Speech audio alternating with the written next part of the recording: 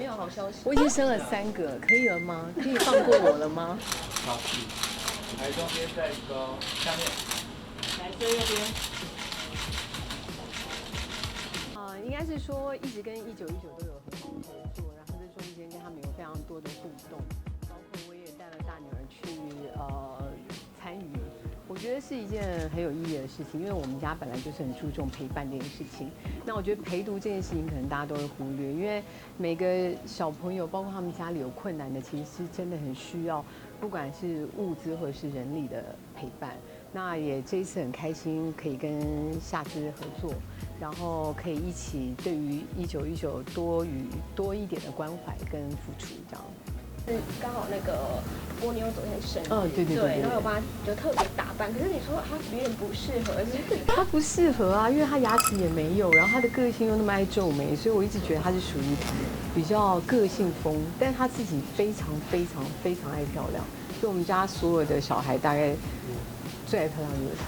所以他就一直很想要当公主，我觉得就是他最好的生日礼物，就把她打扮成他心目中喜欢的长裙，戴小布灵布灵的项链。反正他从小就很爱漂亮，所以也蛮开心的，就是去晒太阳，在草地跑。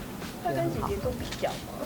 你说补补吗？对啊，补补现在觉得扮公主很恶心，所以他不喜欢。除了扮成公主之外，还有其他的去野餐。对，野餐，然后就带他们在草地上跑啊，玩游戏啊。然后他就硬要穿着长裙在草地上跑跟玩游戏。我有帮他准备一套裤装，想很适合他，都不要。而且他在拍照前说：“等一下，我要补妆。”好懂哦。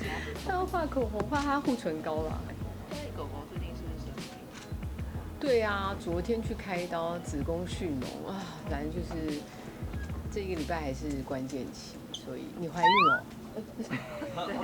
不好意思哦，跳级，刚回来没有吧？它快生了。你快生了，那你肚子很小哎。他想要再摸一下吗？好孕肚吗？没有这件事情。上次帮修庆生的时候。对啊，你们好无聊哦。是网友。只是因为酒很贵，不能开好吗？你们真的是，对呀，你们想太多了。那个酒多少钱啊？你们自己去查。收费应该是，就我觉得是蛮有传承的价值啊，对，所以我就觉得不需要那个现在开来喝，结果谁知道写了一篇就变成没有好消息。我已经生了3个，可以了吗？可以放过我了吗？